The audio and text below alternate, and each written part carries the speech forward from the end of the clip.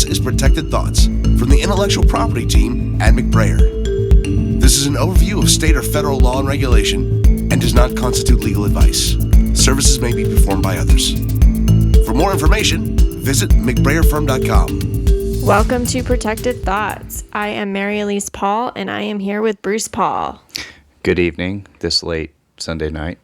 We're recording a special evening weekend episode of Protected Thoughts because we have had some news happen in the IP world over the weekend. Breaking news. Dun, dun, dun.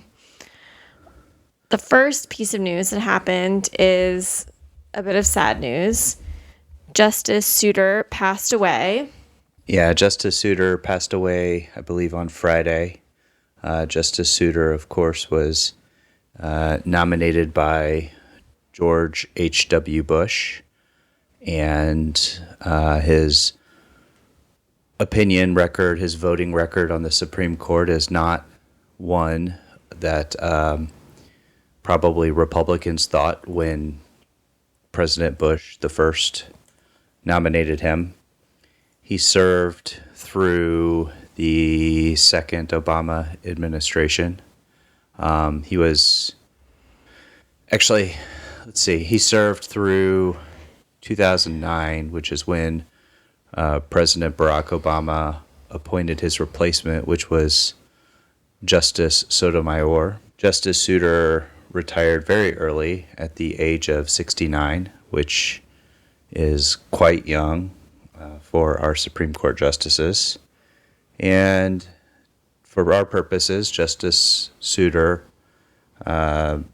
wrote two pretty, well, I don't know how notable they are, but two intellectual property opinions. Mary Elise, what did he do on the trademark side? He left a lasting impression on fair use. He wrote the Supreme Court opinion for KP Permanent Makeup Inc. v. Lasting Impression 1 Inc. Oh, I get the joke. A lasting impression. Yes. I was going to say, I didn't know that it was that big of a opinion, so. Well, but I get it now. It's a good joke. Thank you. I don't know that it was that monumental either, but it did look at how the fair use defense is applied. It essentially said that a party that asserts a fair use defense has no burden to negate any likelihood that the practice that's complained of by the plaintiff would confuse consumers about the origin of the goods or services affected.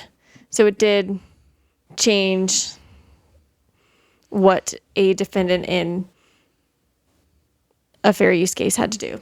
Yeah, I mean, it's kind of some boring legalese. It's basically having to do with who has the burden of proof. A plaintiff always has the burden of proof. A defendant has a burden of proof for fair use, but a defendant doesn't have a burden of proof to show no confusion. Kind of boring, but important. Right, but to say that you don't have to show that there's no likelihood of confusion, or if you're a defendant in a fair use case, is important. I guess.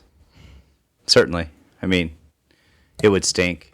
It would stink if a defendant did have to carry that burden. Probably the more commonly cited case, even to this day, was a copyright case called MGM et al. Versus Grokster. I've always called it Grokster. Could be Grokster. I don't know. It's Grokster. But whatever the name, this was a pretty big case, had a pretty big financial impact on the music and movie industry because although you may not know what Grokster was, if you are of a certain age, you certainly know what Napster was. And Napster was for the younger folks, was a peer-to-peer file sharing software that basically allowed everyone to just rip off music and movies.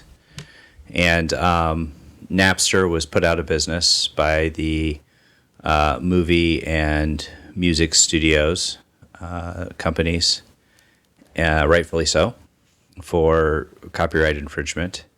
And Grokster and another company, I always forget that other company's name, but it was one of two defendants in this case, came along behind Napster and pretty blatantly marketed themselves as the Napster replacement, encouraging everyone to download these two software products for their file sharing needs, their copyright infringement needs.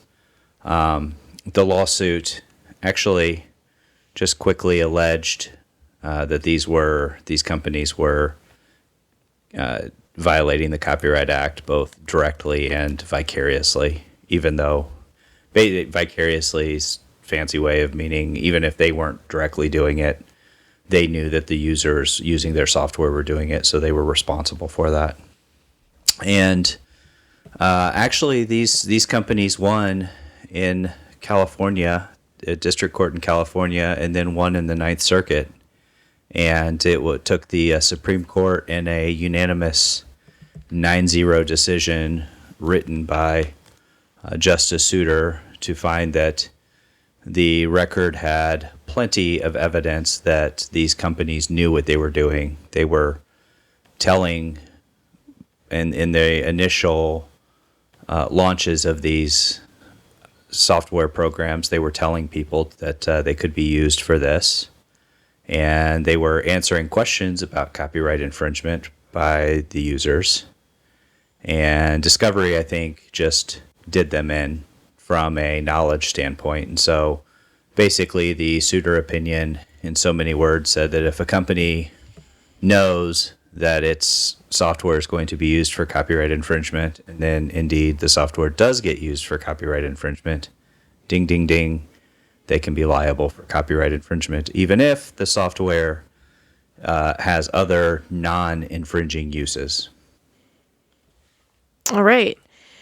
Justice Souter was also involved in a copyright case involving transformative fair use. He was involved in the Campbell v. Acuff Rose opinion. In that opinion, the plaintiff Campbell sought to make a parody of the song owned by Acuff Rose, but Acuff Rose sued for copyright infringement, arguing the parody was not a fair use.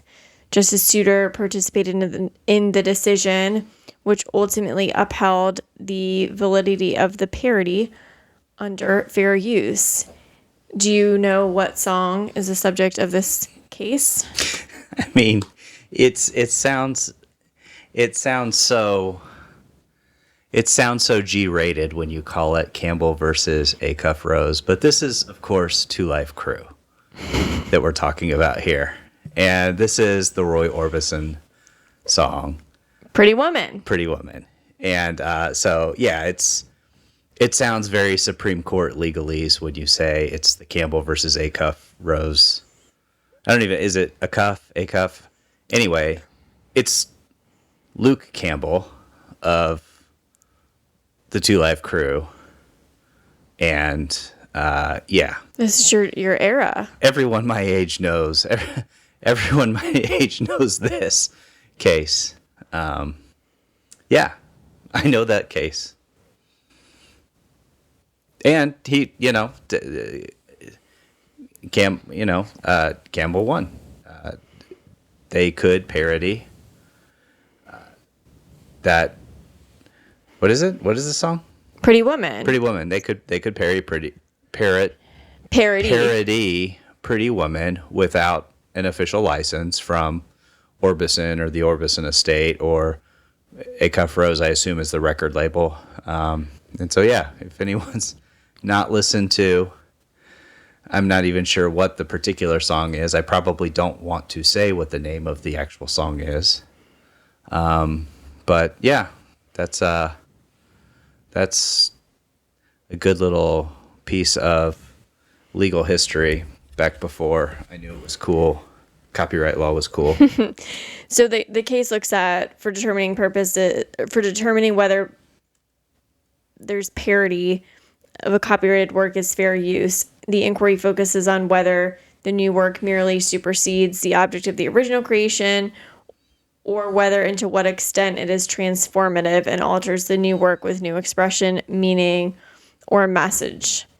And for purposes of determining whether the parody of copyrighted work is fair use, the more transformative the new work is, the less significant other factors are, like commercialism, that might weigh against defining a fair use, even though transformative use is not absolutely necessary for finding a fair use.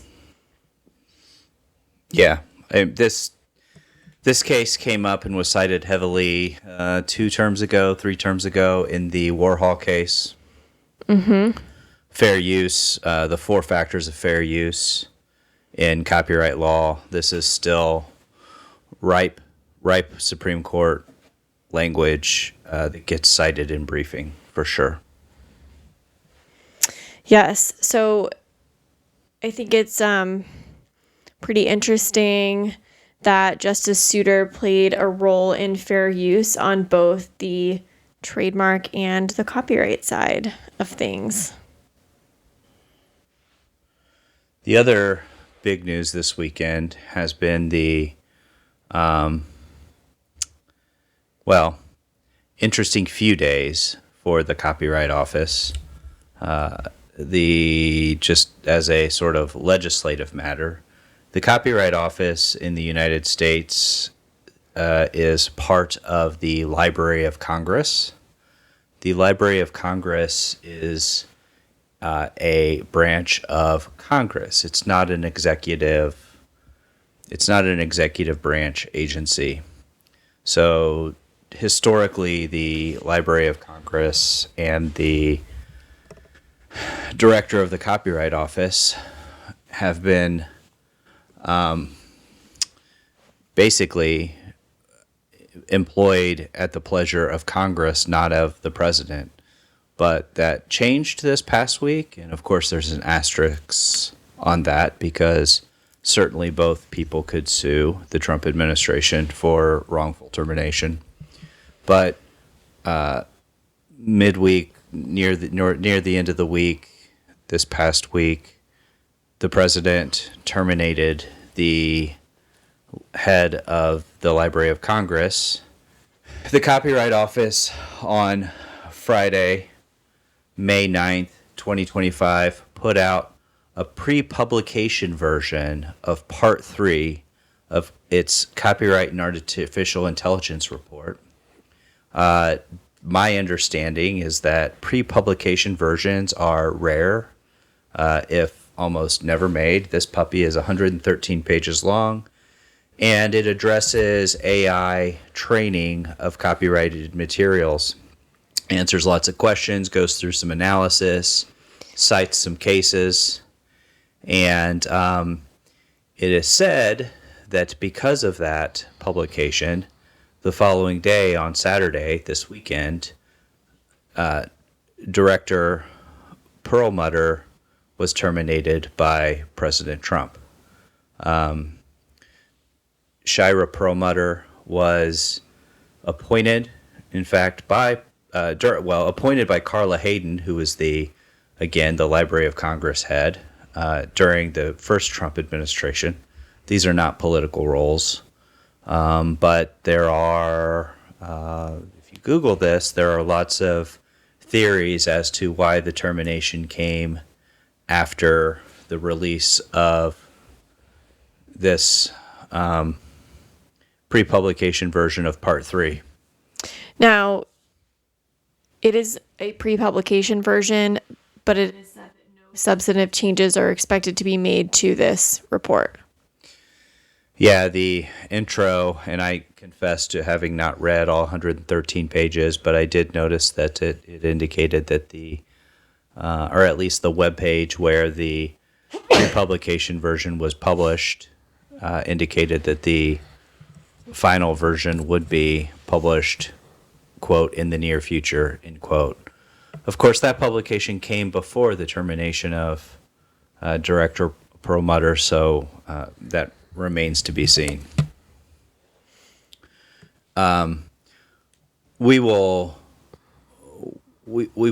not get too deep into what this says, but it does talk extensively about the questions that are going on in I believe last I looked, there were about 40 lawsuits around the country between rights owners, copyright owners, and AI companies and other companies that are involved in the training of artificial intelligence models, large language models, where the copyright owners are claiming copyright infringement, and this is really dumbing this down, of course, but the AI companies are claiming that it is simply one or more factors of fair use are involved, and that the stuff that they are using to train these large learning models is subject to fair use and does not need to be compensated. The office seems to favor the copyright holders in the report, but does also walk through the fair use factors. Yeah, well, there are 4 fair use factors, and it takes a pretty neutral approach. I mean, the Copyright Office does not historically go out on a ledge in predicting the future in these reports. It simply, these are studies, these are investigations, and so it simply historically reports as to what has happened and what the arguments are, and gives a little bit of history as to the Copyright Office's actions and conduct in the past and interpretations in the past to give some guidance. But it definitely, the Copyright Office, not surprisingly, leans slightly in favor of copyright owners. And it gives credence in some instances to narrow uses of training. It says things like, if a training model is training to, for example, detect copyright infringement, well, then that would be a transformative fair use and might not need to be licensed, or payments may not need to be made. And then at the other end of it, if these large language models are copying copyrighted content for purposes of replacing it, or flooding the market, or market dilution of a prior existing work, then that would fall against that fair use. That's the 4th fair use element under Section 107 of the Copyright Act. So again, we could drone on. Probably best not to drone on, since we haven't read 113 pages. But it does not surprisingly favor copyright owners. It discusses many of the arguments, if not most of the arguments, that are being briefed before courts in the country. No doubt these courts, the judges, the clerks, are going to be reading this report. No doubt there are going to be requests for supplemental briefing in these cases to bring up these points, or if you're on the AI side, perhaps to counter these points. And back to the political side of this, to the extent that her termination was political, it is being said that the Trump administration does heavily favor AI. Certainly, it's said that Elon Musk is a former owner of OpenAI and is involved in litigation with OpenAI and has his own AI companies. He's come out publicly on X and stated that all IP laws should end. I don't know if he said that tongue-in-cheek or not, but certainly that suggests that they would be on the other side of what this report largely reports. So perhaps that's why the termination occurred. Mary Elise, thoughts? Well, the report itself also notes that the White House is developing an AI action plan to advance America's AI leadership. So if those are not in alignment, that may play a role as well. Yeah. So, if this were a political podcast, we'd probably have more to say, but we will stay in bounds. What else? So that's the breaking news for the weekend. We had the unfortunate passing of Justice Souter and the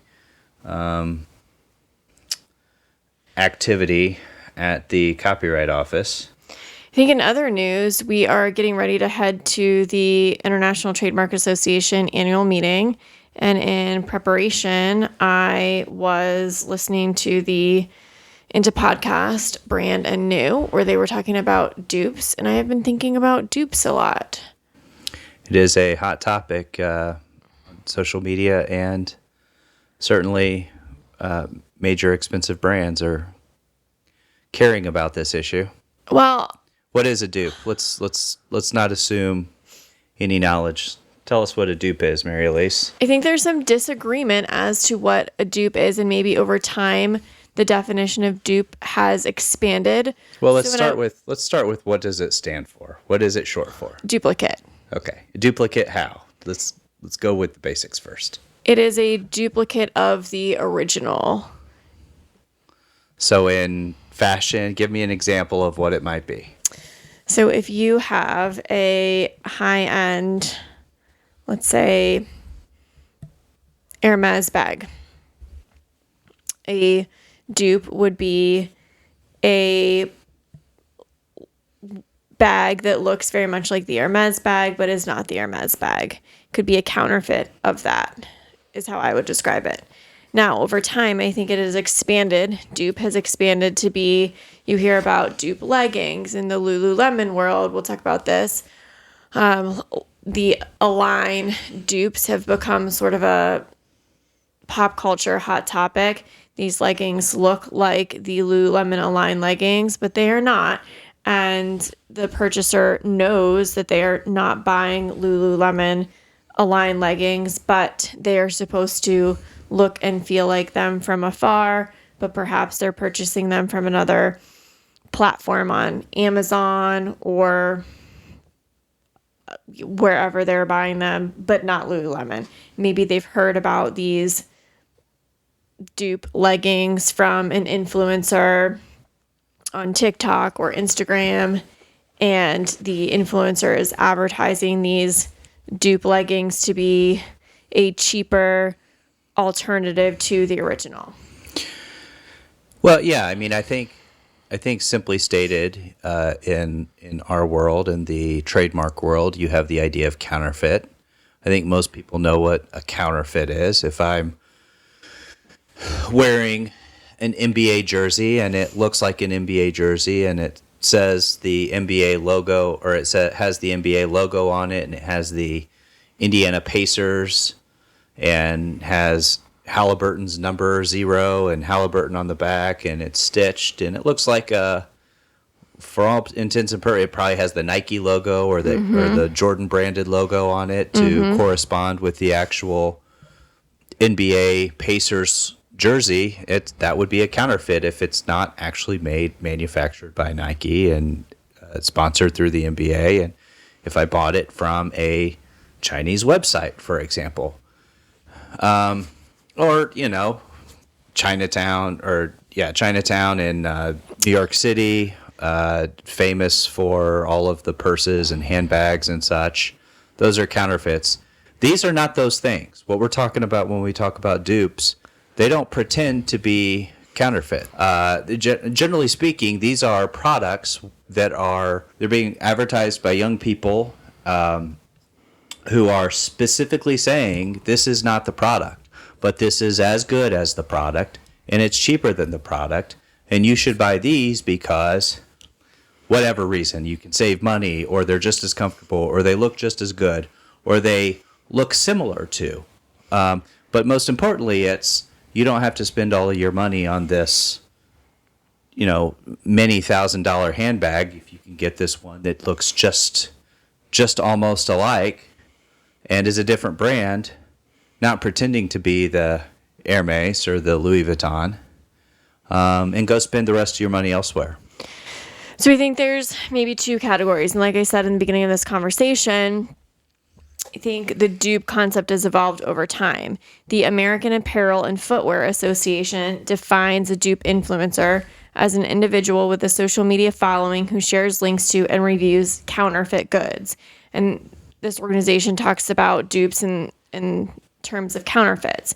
And then I think, as you've said, over time, as influencing has grown, maybe dupes have become this other category as well. And speaking, that podcast that we were listening to talked about it in terms of skincare products, right? So this is not the same skincare product, but you can get a lower cost alternative with maybe the same active ingredients, or you don't like this particular celebrity that is endorsing it, so you can get this different brand for a lower cost using the same active ingredients.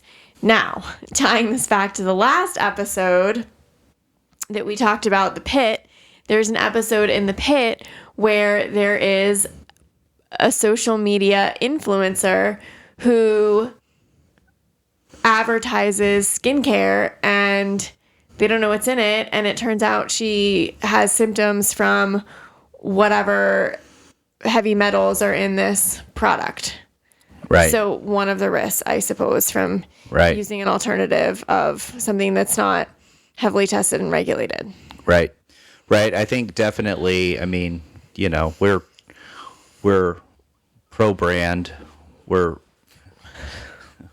pro-corporations that make quality products that have been vetted and used for years and years and years and are of high quality and have ethical guidelines and such. And so I think obviously we're, the dupe culture, I guess you would say, it really has, I don't know. I mean, maybe it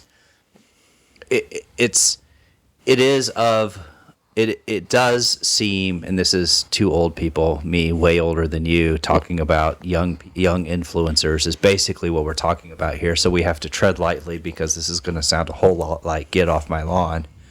But it's very much is a feel of young folks finding suitable alternatives, maybe taking a stand against high-end brands that they can't afford, maybe they object to for some reason.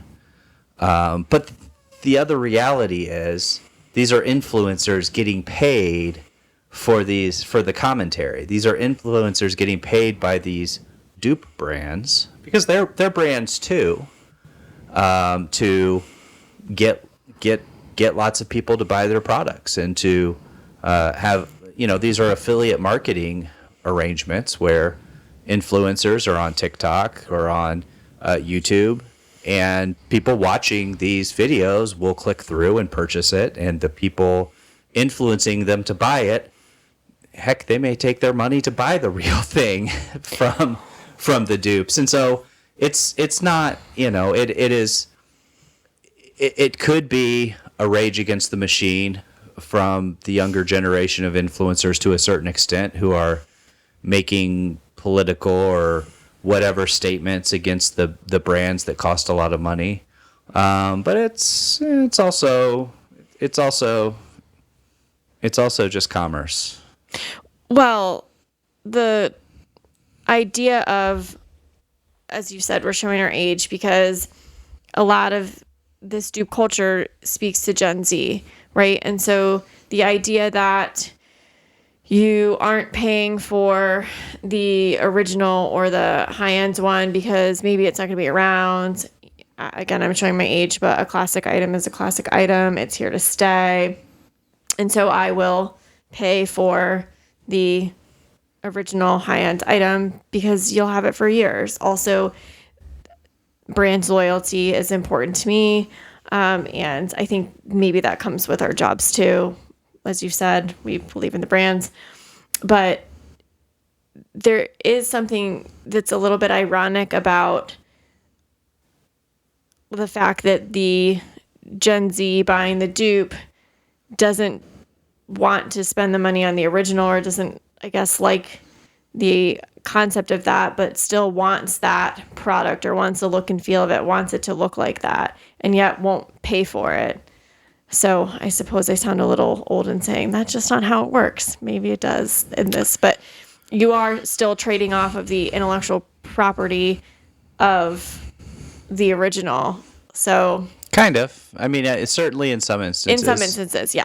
Yeah. So some brands have found a really creative solution around this. For instance, brands have tried to protect the trade dress of products or copyright products where that is available. Certain sneakers can be protected by copyright.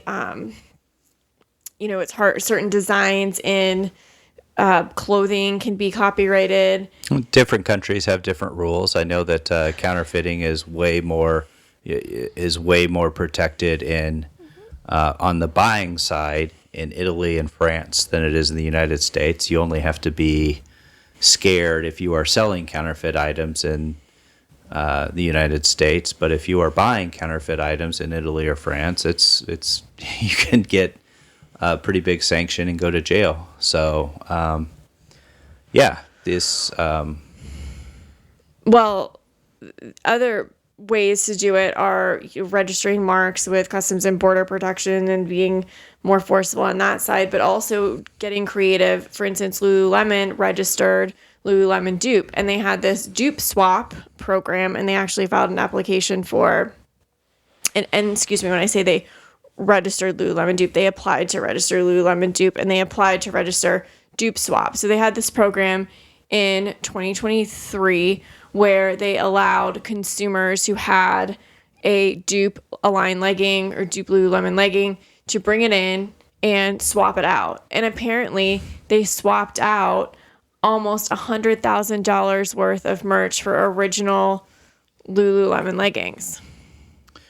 When you say they apply to register, you're talking about what? Filed a trademark application to register Dupe Swap. Yeah. Obviously, brands are taking this seriously. I mean, we were talking offline earlier about how. Well, the question is, do brands care? Because if you are a high-end brand, it's priced to exclude in a lot of ways. It's priced to ensure that it doesn't bottom out on a lower price range. And so maybe if you're those companies, you don't care. The imitation is the most sincere form of flattery sort of perspective. But I do think that there is a concern, aside from obviously counterfeiting, if it is just straight up a knockoff that says Louis Vuitton or suggests it's equivalent to the Louis Vuitton in, I guess, the category of false advertising or whatever, then there's going to be, I think the companies have a reason to be concerned because they may not worry about it now because now they still have high-end shoppers like you who want the original piece. Well, and the exclusivity, as you say. I mean, consumers that are paying for the high-end luxury items don't want an oversaturation of the market for those high-end items. Certain brands like Goyard or Chanel can only be purchased in a boutique or in store. Consumers like that. Consumers don't want to be able to just buy an item everywhere if it's a true luxe item. Yeah. But they also like people shopping for their items. And so if there's a whole new generation that doesn't value that anymore or is interested in the disposable clothes that just look like it or feel like it, then those people may very well grow up to not have the value of wanting the same thing that you want or the same thing that, But disposable clothing is counter to sustainability. So No, I mean, who among us isn't inconsistent in what we say and what we do? Of course, yeah. I mean, it's, people will profess to believe in sustainability and then buy a $4 t-shirt that they wear once. Of course, that's not, Gen Z are not the only sinners on that front, I dare say. So, yeah, but it's an interesting topic, and I didn't see any case law that's discussing Dupes yet, but it will be on the... Oh, that's not true. Williams-Sonoma has sued... I found Williams-Sonoma sued a website that has dupe in the name and is arguing that the website is... it's false advertising, it's unfair competition, it's telling people that they don't need to buy Williams-Sonoma products, they can buy other products. And so it'll be interesting to see how that one goes. Yes. So anything else this evening, or it's after midnight? Maybe we should call it quits. Yes, wrap it up, and we will be back with more on the copyright report on AI Part 3, and also more topics as we head into the International Trademark Association annual meeting next week. Thank you for tuning in. Remember, we're lawyers, but we're not your lawyers. We just love talking about the law. We'll see you back here next time on Protected Thoughts. Check us out on mcbrayerfirm.com. And have a good evening. All content copyright 2025 McBrayer PLLC. All rights reserved.